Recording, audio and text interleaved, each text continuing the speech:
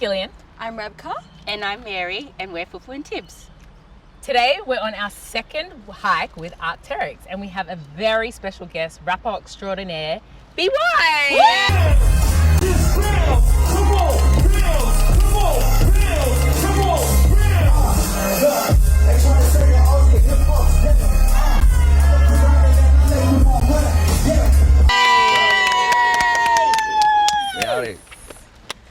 So we're in Lane Cove National Park, in the heart of Sydney, and we are going to take a walk and have a chat. So come with us. Let's go. Let's go.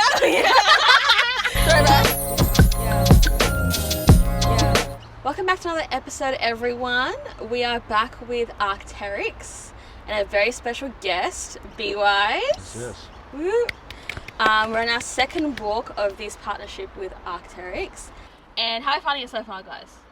It's good with me. Yeah, yeah. It's nice and easy, I'm not gonna lie. Yeah, definitely. I mean, we just took a little wrong turn. A detour. Yeah, an accidental detour. Yeah. But it's, more trek time. Yeah, and it's very leafy. Yeah. There's a lot of canopy here, so it's a good hike, and there's a cool breeze. There's a good breeze. I mean, like last time Do you when mind? we went with for our first hike, it was quite treacherous and it was like steeper, but this is more of a leisurely. Not treacherous. Yeah, no, it was treacherous days. But yeah, great to have you, BY. Yeah, thanks for having me. I appreciate it, and even just appreciate what you guys have been doing and what you've been putting together. Honestly, so Nice. love to be a part of it. Oh, thank Yeah. you. This is dope. Love the Thank you so recognition. much. So do you want to, like, for those people who haven't, like, necessarily interacted with what you do you want to give a little rundown of who you are and what you're up to? So yeah, with me, for those who don't know, I'm a rapper, a recording artist, songwriter, also host a radio show called By Your Side, and I guess entrepreneur as well. It's a business that I'm running out here, so yeah, we're doing it all, man. Yeah. Typical Nigerian, just everything you have to do, just a little many parts. I mean, you got to, man. You got to work. We're trying to build a brand out here. You know what I'm saying. So just trying to be multifaceted these days. I feel like that's the role of, like, most artists. I mean, in this day and age as well, it's good to have that element of being multifaceted and trying to wear as many hats as you can, as much as you can do it. Yeah. And what would you say, like, how long would you say, I mean, obviously you've got a multifaceted career, but I guess as an artist, how long do you think your career has expanded for so far? When did you start? So, I mean, I picked up the mic, like just rapping and stuff like that, maybe like 10, 12 years ago even, maybe a little longer. I think a little longer. A little longer than that, for sure. But I wouldn't actually say it was a profession or, it was my full time, and maybe since 2018. That's when it actually became, feasible. But I mean, that's like being an artist and a rapper and like making music. That was the door, the gateway for me to sort of to do, what I had to do. And it's like, I thank God for rap music. It changed my life. It's enabled me to go travel and just do so many different things and work with so many different people, and it's opened so many doors for myself and others around me. So yeah, that's always the main thing for me. Yeah. Rapper doing through. And what about, like, can you take us back a little bit? So what's a bit about your upbringing? What's your background? Yeah. So my upbringing, I mean, I was born here in Australia. Grew up primarily in southwest Sydney in Liverpool. My background, between there and then later on towards that West Campbelltown, and background, cultural heritage. Nigerian Australian, so that's a big part. But yeah, I mean, I'm here. Yeah.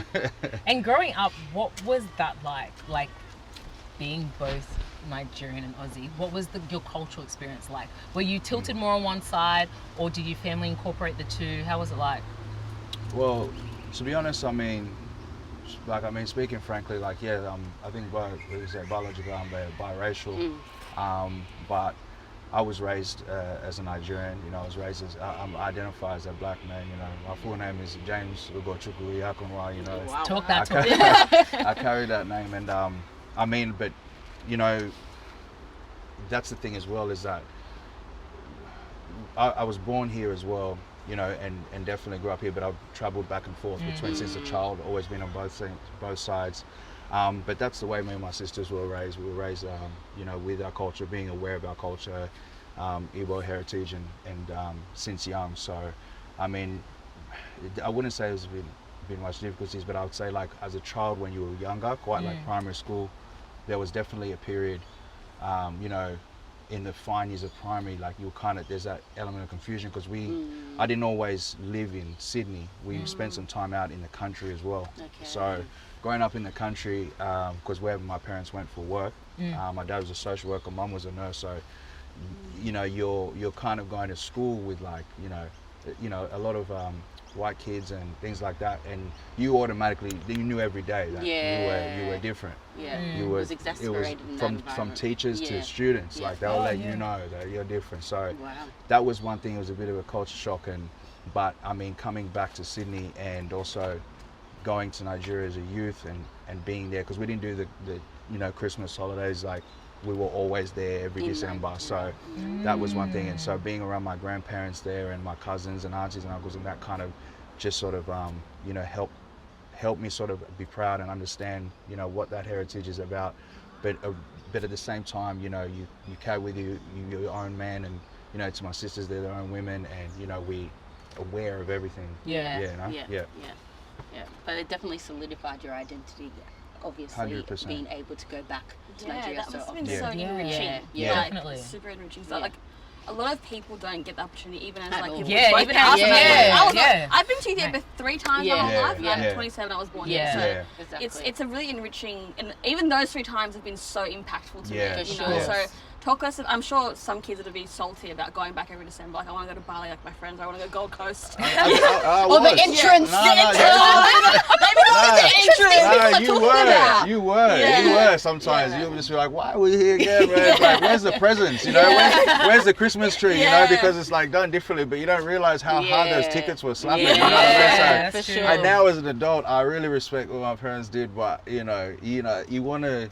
You think that as young, but you don't understand really what it was doing for you. So I much appreciate that, for real. I think that happens to a lot of people, like that go every year, because as a kid you don't appreciate it, and then it's only until you get older you're just like, oh, my parents actually did well. Like, this the actually means logistics, something. the money, the time off, like.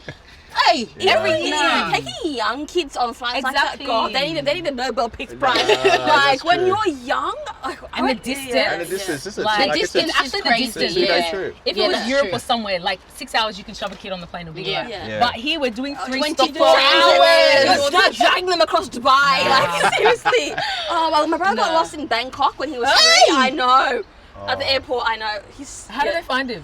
He was in the bathroom, but like it was just, he was bad. 3? Yeah, he was 3. Nah, I couldn't imagine. They get away from you, like it's like, oh my God, you're trying to, they don't speak English there, because our transfer was from England, they don't speak English. I was 5, like she was sorting out our passports, and they just get away from you, like because they're young, and luckily he was sound, but it was in the airport, luckily, but still, it's, So earlier before, you told us that you moved out to the country for a little bit when you were growing up. Yeah. So what was that like, you know, actually moving out to the country, being visibly, you know, black in that space? Yeah, like so it was I was quite young when we had got there, so I think I was, you know, when I started from about kindy, because we were there from about kindy to about up to year 3, year 4, I was there. So I didn't really know as much as Sydney as yet, so that was really my earliest memories were there. So I mean, look, getting there, at first, the things I always remember is because, like, you know, where we live, there's always a lot of space. Like, there's a lot of, you know, acreages and property. And I believe my parents, like, just rented a home that had a property. We didn't manage the property. We just were there. And so being outdoors, and you always, like, you remember it being, like, very quiet, like, from the city life. I was always outdoors, you know what I mean? Never wearing shoes, just playing and that kind of thing. So I think it was just really... It was more like going to school part was just like, you know, a bit what the culture shock, the social aspect, because that was my first elements of social interaction for me and my sisters. And it was like, you know, as I was mentioning before, like because you're different, you know, and you can't really expect young kids to know any better. So you're just sort of like, you got used to the names you would be called, down to things like that. You were like, you quite got numb to it.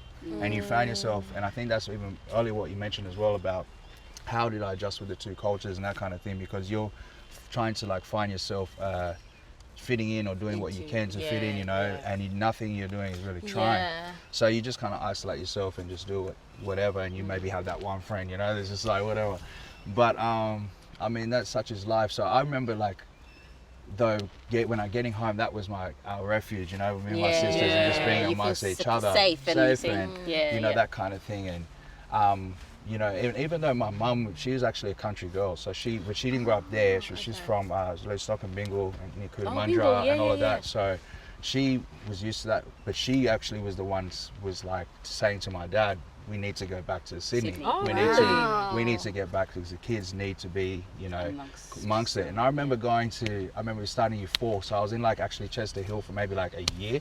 We moved back with my auntie. Very Chester Hill. Exactly, right? Too extreme. Very extreme. I'm used to like the first day being like, oh, okay, this is gonna be, all right, get ready for another. Yeah, like you're mentally preparing yourself. Preparing for another, you know, fight or whatever the case may be, and then being the most popular kid on the first day. And that to me was like, I didn't understand that. I was not used to that because of just like you just said, like the large multicultural mesh. And that's the one thing I love, I think, about being in Sydney and being in Southwest Sydney and growing up here. And that's why a lot of my identity from my music and to, you know, from that point on, that's when I feel like I started the clock. That's when that's where I grew up. And from Chester Hill, then we moved into Hoxton Park around Liverpool. And then we were there for the, you know, the entirety of my teens and whatnot, and the adulthood. Oh, beautiful. It's so telling in your art and your branding as an artist that growing up there was such a formative thing. Because like, even I remember when I first heard of you was when you dropped that album Area Famous. I love the name of just the name was like, because it's like a lot of artists, even when they first started in the UK and even here, when they first start, they don't do it in an organic way. They're just mimicking something they've seen. But you were paying homage to your roots, and I love that. What would you say is the most influential aspect of growing up in the area to your art? I mean, so my art and the most influential thing, I think it was the ability, just because it was such a melting pot and there was so much different things going on, because even like picking up the mic, rapping, I think even if you look at the title, some people actually misunderstood. Some people, it can be misunderstood, but some people understand. But what I was saying to my story is actually within my area and being from the area, but knowing that I was known, particularly, you know, with guys that I started rapping with, like with K1 and everything, we were known and I was known for that. That was my, like, sort of, you know, if anything, claim to fame in that space. That's what I was sort of saying. But then also capturing stories around me and capturing my own story, because your first album is your life up until that point. So there is a storyline if you follow through the album from track 1 to 13. Because the concept is there, you know, and there's those years of, you know, the menacing years, you know, not making the best decisions, doing whatever, but then also becoming conscious, growing into adulthood, becoming a man and realizing, and also, you know, speaking for the stories of those who were not able to be part of that. But, you know, I know how much they wanted to be a part of it. So doing that and just capturing all of it. And I remember in that time of 2018, you know, like, I mean, there's a lot of people from, you know, from Southwest Sydney, Western Sydney were rapping, but I think in the mainstream Australian rap space at that point, there was no discussion about like the area. That people were starting to focus on Southwest Sydney's artists and what was going on out west. I think through that gateway, and I have to like really, that has to be known. I think that really wasn't a conversation we knew by living. Everyone knew what's going on out here, but I think the wider Australia didn't really understand that yet. And, you know, and I think as now you're seeing all these different acts, you're seeing different artists, and you're seeing people really pushing it to the stratosphere, which is amazing. Do you think, because that's 2018 is a while ago, right? And do you think Australia has caught up? Because like recently, Rebka and I watched I watched it too. The 1/4 doco. And just looking at everything they've been through and you trying to give them encouragement, I was just like, are we even going to get there? Oh, for sure. Certainly. Like, we already on that track. As you can see, like, I mean, an act like that, doing a Netflix documentary, Yeah. full stop, Yeah. on Obviously, yeah. but then in my mind, it's like, that's Netflix, Yeah. but that's a global thing. Does that really translate in Australia as something? Because you feel like outside they're more accepting than more they are inside. Yeah. I see. I think it's things like that that will add to the reinforcement, because there might be still naysayers and people who might be like, who may not still yet listen to maybe rap music or things per se from their own region. They'll prefer it from somewhere else. Yeah. But I think it's slow elements of that reinforcement, like that we're seeing with things like that, that's legitimized it, and then people have to sort of pay attention. I remember just seeing a bunch of, I got tagged in a few different things for that moment, but I remember just seeing different threads on whatever social media, and then people just like, I had never, like, from you never expect, they're like, I never heard of one before, but I'm just like captured by their story. Now I'm going backwards, and then through that they're now going backwards and also looking at all artists like it, associates, and then looking at that's what introduces more people to it's a to catalyst. that. And then I mean with travel in general and like being on tours and festivals that also have different international, like I remember playing like Splendor in the Grass and things like that. You're on like bills with like all these internationals, and so they want to seeing you and seeing what we're doing out here, seeing the culture, and then also crowds that may have been there for that particular artist, they're now like, oh, okay, let's get to this tent and see what's going on here if we like this particular genre. So I mean, it's making its way. The internet has also added to the speed, I think, of which it's growing. But I think the fundamentals come down though to the artists themselves allowing themselves to be able to freely express what they're saying, to feel comfortable within their story. Just going back to what you mentioned, like, I don't think things were connecting for me musically until I said, you know what, I can't do what the Australian, Aussie rappers are doing. It wasn't work. I was trying to be part of their world. Like I was even forcing the accent a little bit more. Let's be honest, So, but I think I'm just like, well, look, that sometimes? There's no one in this space right now that is, that has my background, my story, and I just have to sort of tie into that. And I felt like that's when we actually started to connect somewhat. And we're seeing it grow. So I mean, from the artist perspective, as more artists continue to do what they're doing, and keep it saucy and keep it creative, then shit, we'll get there. Oh, I love that. Keep it saucy. Stay saucy, man.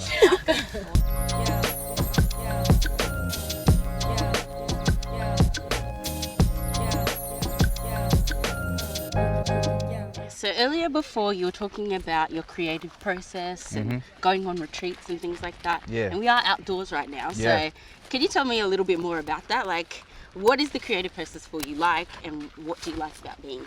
The thing was with the whole process, right? Because I think I was looking for a bit of different inspiration. Because it was always like, being the first album or whatnot was always, and even prior to that, was always just being in dark studios, like vampire hours, that kind of thing. And I feel like, you do that to a degree and you get your hours in that way. Sleeping on the ground, all that type of shit, Damn, you guys were in the trenches like that. We were really in the trenches together, with everyone sort of. And then I just, going into the next project, I felt like each time I wanted a fresh experience, or I want to do something a bit different. I looked at different ways, some other artists or things like would do to sort of, to inspire some creativity or whatever. So, I mean, at that point then, I was like, well, let me try something different. Got some budget to play with. Let's go to like maybe an Airbnb. One of the first ones I think I booked out was in Katoomba, actually. Very nice. Very isolated. All there was like a golf course at the back of it. But then, you had all your tracks and places you could walk. So during that time, you'd go hiking, or like you'd go to the tracks and. Well, we would just basically, you'd wake up in the morning, have breakfast, do whatever you want to do. If you want to go for a stroll, whatever, you can go hike, go for a walk, create, into the night.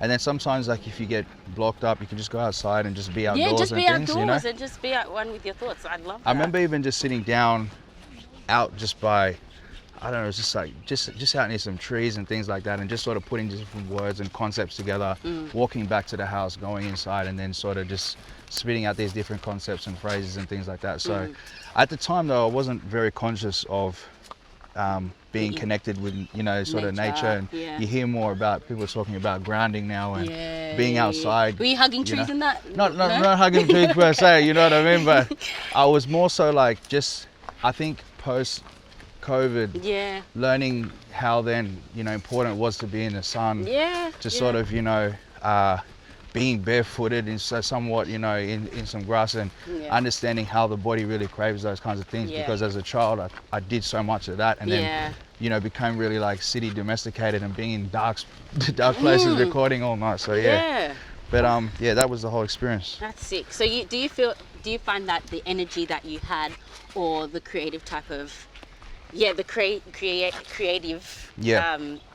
the type of creative that you had when you were outdoors was a bit different to when you were in a cramped up studio? Did you see any kind of like real difference in terms of like the way that you thought, or were you just I felt I had more energy. I think I had more energy in regarding to being able, because, you know, we're talking about recording an album within a space of a week, between a week to 2 weeks, where when I was in studios doing the first one, it was more like that was over a year. Wow. So, you know, I was doing it bits and parts, and, you know, okay, do as much as you can, get tired, you know, the lifestyle was definitely a bit different as well, you know, so I felt like just being away, being in a home and an outdoors, and something that just wasn't like a deep dark familiar. studio.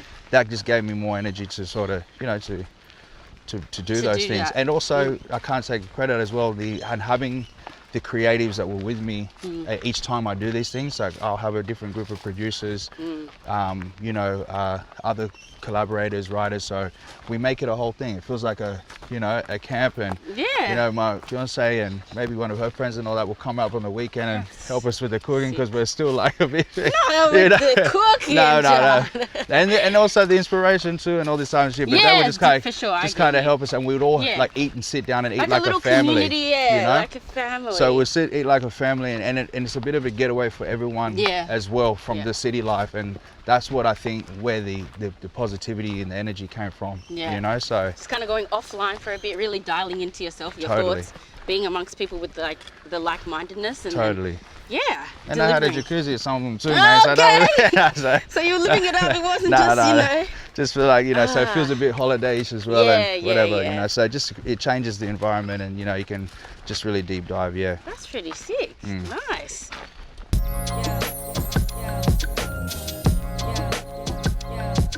So you mentioned that you go away to write and get inspiration. What's the transition like when coming back into the city? So coming back into the city, usually it's like, well, now the way we're recording that way, we like to piece. I call it like piecing things together, because while being away, you know, in Airbnbs and you know, sort of writing on retreats and things like that, that's where you can sort of have the time to think, have the peace to, you know, be inspired by different things. And once you come back to the city, that's when you start to like piece everything together, because generally speaking, I would like put all the music together in that space, and have the direction, come back, and then in the city, you're just putting all the final pieces together again, you know? Yeah. Nice. So where does the kind of like your core inspiration come from? Because like going out and away is very different to being in the city, and I imagine that you get inspiration from like different places, but kind of where's the root of it? I think from many artists, but I'll say myself particularly, my main inspiration is coming from life. So it's coming from living. You know, I like to be an artist of life, and I quite either I'm documenting, you know, I'm recording, or I'm talking about experiences that I've gone through, things that I want to do, things that inspire me, that I aspire to do. But I like to feel like I'm one of those. I can't really create things out of the blue unless I've either experienced it, or, you know, or I've lived it or gone through it.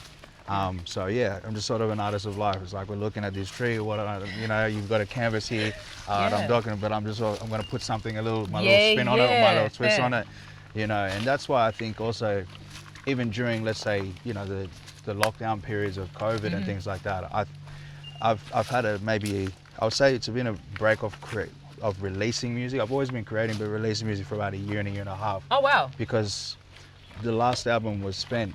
I'd already had the album done, so I was putting it out during the 2020 pandemic. I was still releasing music during that period. But then after that, I was a bit like exhausted. Like, what am I talking about now? What am I doing now? Because I've spent the last 6 months, you know, if I'm not on the couch, I'm just going and creating content for the album that we already made. So, you know, that's why last year spent some time, you know, moved into a new place, went overseas, traveled, wrote in different countries, you know, just did a bit of living, going through different emotions, a bit of growing, and then that's coming back, and then that's what's sort of reflecting itself now into the newer music and things like that. You mentioned before that you have a radio show on Cater. Did you envision that your career was going to shape up into those different layers? Like, or did you expect to always be a rapper? Like, when I look at people like Joe Budden and Noriega, like, I don't think what their career now, they envision that. Yeah. So what did you think? I mean, I had no, what's the word?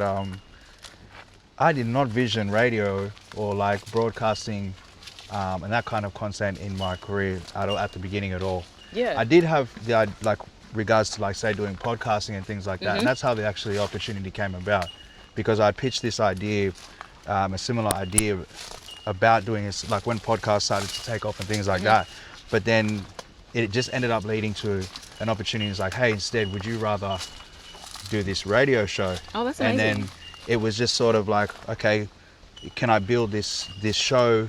Can we build it in a way that I would like to do it? Do I have, you know, sort of free reign to do it how I want to do it? And because it's on commercial radio, I mean, like, you think there's a lot of boundaries or confines, but I was just like, if I can use, I guess, the brand that I'm bringing to the table to enable me to build a platform that also can act as a door for other artists in spaces like that, then so be it. But the way I also look at it, I mean, what I mentioned earlier on before, balance with the, like, with doing music was always the beginning of the stage, and it still always is. And it's opened these new doors where you look at, like, let's say, I'll look at people overseas and just be like, everyone's doing so much more. Why do we have this mindset in Australia where it's just like we have to do one thing? It's just like, you know what I mean? And it's just like, if it's just boxing, and even to be able to step into that world of, like, interviewing other artists, speaking to artists of, you know, from different countries and whatever the case may be, that was a whole new skill set that you had to push yourself to learn, you know? So, I mean, that's the whole thing. You look at, like, the Nicki Minaj's, 2 Chainz, Lil Wayne's, all these guys have these deals now with radio stations while they're still releasing music. Or even like 2 Chainz with the Complex, with the richest, most expensive thing, most expensive and stuff shit, like that. Action Bronson. That's where I kind of got the inspiration from, to be like, you know what, let me try and do more things to add more to the brand. So that was really to go with that, you know, and I'm thankful for the opportunity and to be able to, to still be in the space and just add more to the space, or even use anything that I can do to help other artists in the space as well, you know, to take advantage of the platform. So for those who've never listened to By Your Side, what would your spill on By Your Side be? Man, our spill, so I do the show with shout out to my producer, Tino. He's a great guy, and we have fun with it. We try to make it, the show's basically is a space for, like, honesty, you know, transparency, and really zoning in on the culture as well. So not only are we trying to use the platform to display a lot more Australian music from either rap or R&B spaces, soul spaces, but also highlight music from different parts of the world, whether it be from the UK, the US, even France, even Afrobeat. Oh God, this tree almost took me out. You know, Amapiano. We even play Congolese rhythms. It doesn't matter. Like, so that. We just try to use it in an unconventional space. It's like, it almost sounds sometimes like pirate radio, but it's on commercial radio. You know what I mean? And that's the thing. And, like, and again, giving the show, being able to be a platform for others to use, you know, to focus on their community, to focus on what they're doing, their achievements, and what they're adding to the scene here as well. Love that. So just taking a bit of a break here, getting to sit down, chill out with old B-Wise. I was thinking, because we were mentioning before about, like, how you've been doing this for, like, what, excess of 10 years, right? And just, even with us, we've only been doing this pod for just under 4 years.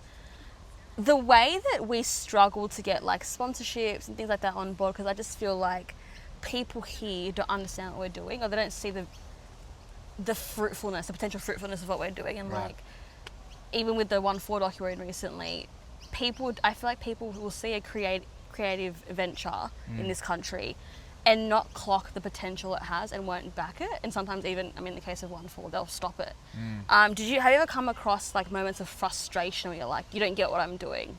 You know what I mean? I think as an industry has grown, there may have been a lot of gatekeeping and things like that, and it was hard to break down those doors and those barriers. Whereas now, because of like, you know, the access to technology, you know, the phone right here, you know, you can directly get to people yourself without any gatekeeping, without anything like that. And so with that, I've just seen the changes come because there's more voices now, there's more people, and there's more culture, and there's more variety to the story, and there's more going on a music, you know, on a music scale as well. People are contributing more art and more of themselves as well. And I feel like what that's resulted in, I remember in 2010, I was getting the bus home from work, from the station. Yeah. And 1-4 had just dropped Spot the Difference. Yeah. And I was going through like an area that they're local to, and every car was playing it. Yeah. And it was like that, like homegrown cultural moment. Like they were celebrating one of their own, making it big. Yeah. And it was like a moment, and I feel like I hadn't seen that or experienced that before. Like, you know, in the States, when someone from ATL makes it big, all of ATL bumps their track. Yeah. Do you know what I mean? Yeah, yeah. And it felt like that. Yeah. I feel like that is where it comes from, that breaking down of barriers of like, and it was really heartwarming to see kids seeing people who look like them from places that they're from. Right. And that was, it was super heartwarming because I'm from Mount Druitt as well. Yeah. And I grew up amongst a lot of Polynesians, and I think it's something we don't talk about enough in this country, like their experience. Yeah. Because a lot of young Polynesian boys are criminalised from a young age because they look a certain way, or like they might look bigger or taller. They're adultified, and I feel like it was so nice to see them in a wholesome light, like seeing young Polynesian boys just being happy. Yeah. As they should. You know, they should be proud of that moment. I mean, but it's just familiarity as well. Yeah. You know, like anyone wants to see something on TV, like them. You know, that looks like them and reflects them and, you know, resembles them.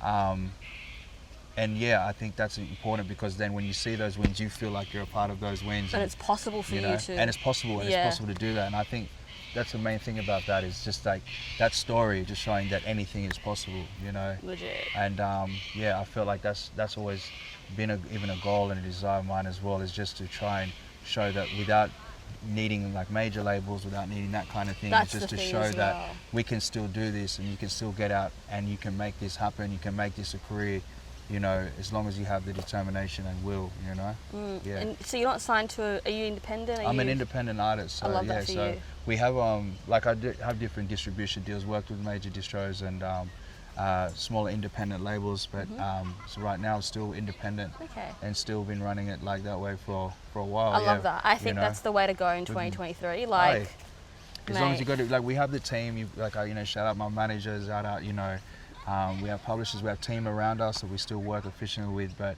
for us, creation and distribution, we do it. Yeah. So, okay, explain it to me, because I'm not a musical person at all. I don't have experience in the industry. Yeah. What is a distribution deal? What's it about? Distribution deal, so is basically like you're creating the music and creating all the art itself, and then the distributor's job is to get it. Now, today it used to be like, you know, you're getting CDs in stores for you, delivering your CDs or creating your CDs. Now, like logistics of it. Logistics. Yeah, now it's just like, you know, they're servicing. There's certain deals where they help fund your music as well. Okay. So they might put into the back end, and they're distributing, they're pitching to like, you know, to services and things like that. So yeah, distributors, that's sort of their role. They can be major, they can be indie, but everything these days is just curated to where the artist is, what they want to do, how they want to, you know, play. And these days as well, there's even distributions that you can just do online yourself. Like nowadays, people pay subscriptions for. Yeah, and how familiar? I mean, I'm taking, you know, a huge Taylor Swift fan. With Taylor Swift? Yeah. Like I think I respect what she's doing, but I wouldn't listen. So I read up on her story, what had happened. Yeah. Her label was closing down. Right. She made 80% of their revenue, because she's a huge artist. She was making 80% of the revenue for the label. Yeah. They were closing down, and she was like, "Cool, can I buy the masters off you?" They were like, no, you can earn it back one album at a time. So for every new album you make, she was like, absolutely not. And they're like, all right, then we'll sell it to someone else. And I'm like, how very dare you? Like, they sold it to Scooter Braun Braun, for 350 million. I'm like, it's disgusting. It's her first 6 albums, right? Yeah. So what would you? And this is someone, mind you, her father was an investor in the label. They helped get the label started. Her dad? Yep. Oh, right. And they effed her over like that. And Man, with someone like her who's so big and still got effed over like this, how would you recommend that young artists trying to get into the business, how would you recommend they protect their art and themselves, really, and their revenue, most importantly? First, I think at the end of the day, you need to try and do your research. Just do your research.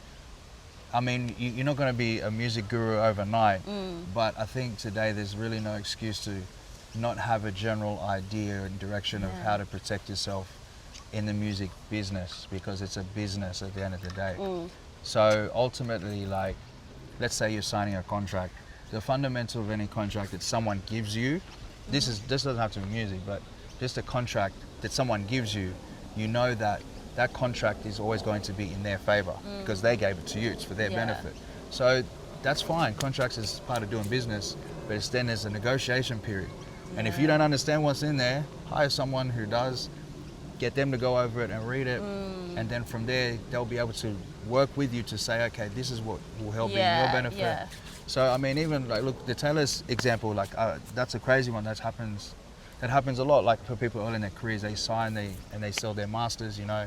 But you need to understand that masters is about ownership of the music, and you know, you're creating, you're making money, but it's always at the end about owning your art.